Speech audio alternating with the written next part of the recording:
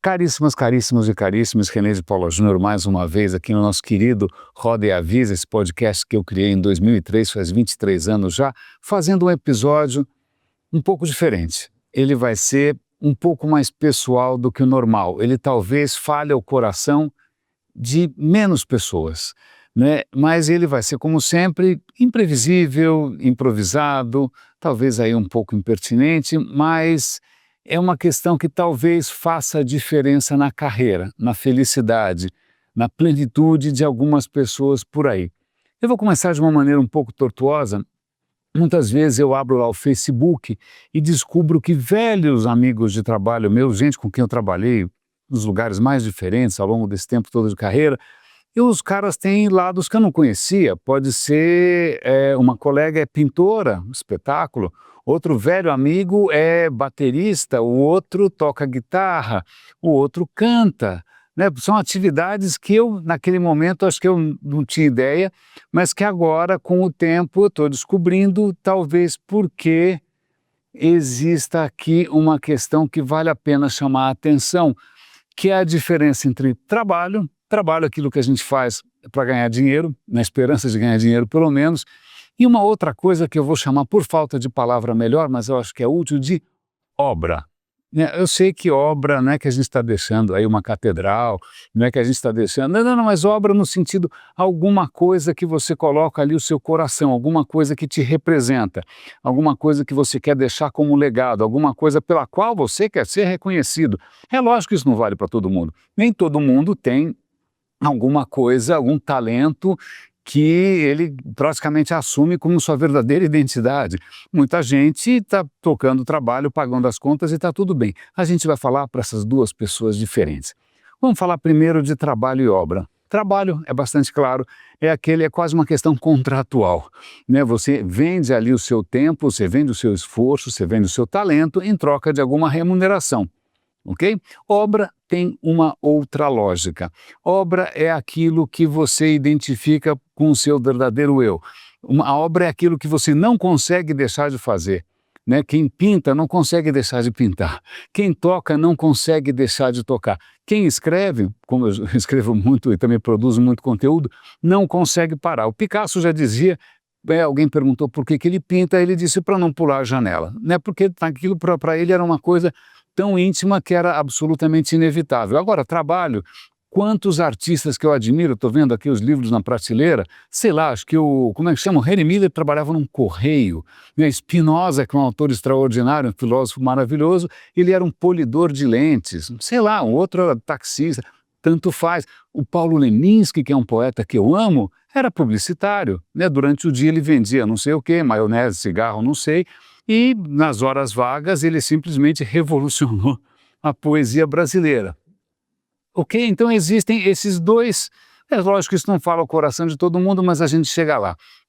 Tem uma questão muito interessante aqui, e aí eu vou colocar meu aspecto aqui pessoal, que é o seguinte, eu sempre produzi muito, eu produzo compulsivamente, eu falo muito, eu escrevo muito, eu fotografo muito, mas isso eram coisas que eram meio autorais minhas, que eram coisas que eram como se fosse um hobby, alguma coisa que eu não misturava com a minha questão profissional. Então, quando eu trabalhei em tanta empresa diferente, desde a televisão aberta até banco, passando pela Microsoft, indo parar no seu... Cara, eu trabalhei em tantos lugares e eu sempre mantive essas minhas atividades em paralelo. Aliás, tem até um aspecto interessante, a minha história acadêmica, por assim dizer, é um pouco, digamos, também um pouco, não muito recomendável, não conta para sua mãe, senão ela vai ficar preocupada que você está me ouvindo, mas eu comecei a fazer engenharia, que é uma coisa que mãe de namorada adora, faz o maior sucesso.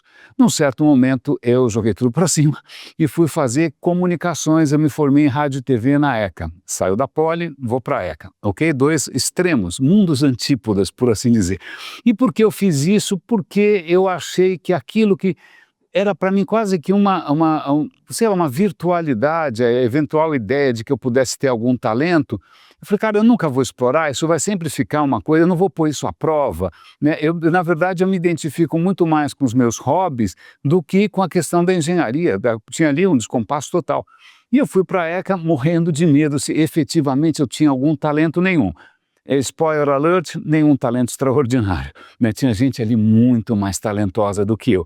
Mas eu fui atrás de uma coisa muito íntima, e se desse errado, e se por acaso em algum momento eu descobrisse lá, ou que alguém me demonstrasse que eu sou absolutamente medíocre, eu não ia ter muito para onde correr, porque eu já tinha apostado minha vida inteira em cima do que eu poderia chamar de obra.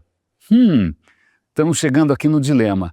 Até que ponto você você tem um trabalho, e que trabalho, se alguma coisa acontecer, você for demitido, você tiver que trocar de emprego, você tiver que passear cachorro, dirigir Uber, isso provavelmente não vai mexer com a sua autoestima, mas na hora em que você aposta suas fichas na sua obra, quando tem algum revés, aquilo pega. E eu aprendi isso de inúmeras maneiras. Mas, curiosamente, mesmo tendo ido para a ECA para explorar eventualmente talento, eu acabei arrumando o quê? Trabalhos que não tinham nada a ver com isso. Eu comecei a trabalhar com internet, não com rádio e TV, e fui fazendo minha carreira com, sei lá, acertos, enganos, dissabores, sucessos, tanto faz, nada era uma questão vital. E num certo ponto da carreira, eu comecei a ser chamado não pelo meu currículo, não pelo que eu já tinha feito, não pelos projetos, que aliás estavam ficando até um pouco caducos, né, tipos de projetos que não existiam mais, mas começaram a me chamar por aquilo que eu consideraria meus talentos. Eu falei, puxa, alguém vai me pagar, né, para eu para eu trazer à tona aquilo que eu sou capaz em termos de com conteúdo autoral? Que bacana! E isso funcionou maravilhosamente bem durante algum tempo. Eu consegui surfar a onda da sua obra, por assim dizer, do seu talento, por assim dizer, que de repente está pagando as contas. Isso foi mágico, mas aí tem um ponto. Num certo momento, o mundo do trabalho, que é um mundo que não é exatamente meritocrático, que não é um mundo político essencialmente, em que tudo é bolada nas costas, puxada de tapete, ou também modas, de repente você saiu de moda, embora você seja a mesma pessoa, ou eu, tirando aqui os cabelos grisalhos e a falta de colágeno, continuo sendo mais ou menos a mesma pessoa, de uma hora para outra, aquilo que você acha que vale não é aquilo que o mercado paga. De uma hora para outra, a sua obra, que continua sendo a mesma, não paga mais as contas, e isso dói e isso pega, porque isso mexe com a tua autoestima profunda, isso mexe com quem eu sou, né? Então, veja bem, isso é um alerta, porque é lógico que existem casos de sucesso em que alguém consegue viver da própria obra, né? Que seja Picasso, Salvador Dalí, mas a gente vê inúmeros casos de artistas que foram atrás do seu talento, né, para tentar criar uma obra. Van Gogh é um exemplo, quer mais um? Né, que de repente a conta não fecha e a pessoa não termina exatamente bem, porque a sua falta de sucesso no mercado mexe com a sua própria identidade, mexe com aquilo que você veio ao mundo. E isso pode ser bastante perigoso. Eu já tive, acho que uns 2 amigos fotógrafos que me disseram a mesma coisa. Olha, se você realmente ama fotografar, se você se considera um fotógrafo, cuidado para não querer ganhar, né, pagar as contas com isso, porque senão você vai ter que ficar fotografando o bebê chorão, né, convidados obesos se empanturrando de cerveja em algum casamento brega.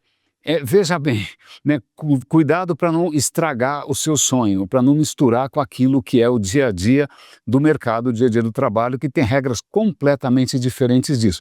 É uma aventura arriscada. A hora que você confunde a sua presença no mercado com a sua obra, você tem que realmente ter muita resiliência afetiva para sobreviver aos altos e baixos. Mas, de novo, não é todo mundo aqui que de repente se identifica com esse cenário um pouco mais autoral, um pouco mais expressivo, né? Muita gente vai dizer, não, eu sou o meu trabalho, eu sou um vendedor, eu sou um programador. Né? Uma vez eu conheci num evento uma moça elegantíssima, a gente estava dividindo ali uma van, eu, por educação, perguntei, o que você faz? Ela falou, eu sou uma Googler. Ela fica fazendo busca o dia inteiro? Não, ela trabalha no Google, mas a autoestima dela, ela estava confundindo a sua própria identidade com a empresa que ela trabalha, assim como os IBMistas acham que você ter trabalhado na IBM faz de você, a descrição da sua essência. Outro risco, porque, de novo, o mundo do trabalho é um mundo que tem suas regras próprias e elas muitas vezes não são exatamente justas, não são exatamente como a gente imagina, puxada de tapete, facada nas costas, bolada não sei aonde, chute também não sei aonde. Então, uma hora a casa cai para todo mundo, sobretudo quando a idade chega, como é no meu caso. Então, eu já conheci inúmeras pessoas que se confundiam. Eu sou o fulano da empresa tal, eu sou o Beltrano da empresa Y, eu sou a Maria da empresa Z, tanto faz, e um belo dia você deixa de ser. Isso pode acontecer sem mais nem menos. A mudança é súbita e você vai perder o crachá, você vai perder o status, o teu círculo de amigos vai começar a esquecer de você, você vai evaporando, você vai se tornando transparente, ninguém mais atende os teus telefonemas. E aí é outra confusão. Mais uma vez, você confundiu a sua identidade, o seu propósito, o seu estar no mundo com um crachá.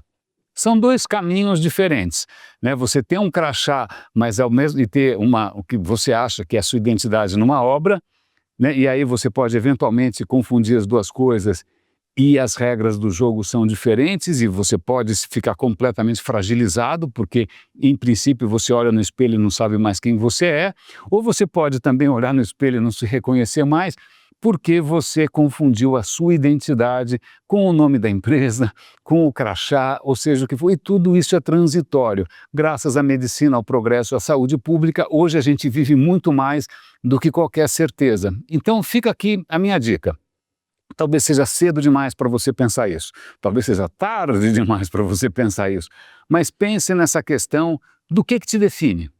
Quem você é, né? No final do dia, quando você vai no Facebook e fala, olha que legal o que eu fiz, você vai mostrar, sei lá, alguma encomenda, alguma venda extraordinária, você vai mostrar o bônus que você ganhou, você vai mostrar o quadro que você fez, a viagem que você fez. Como que você se identifica, você é quem?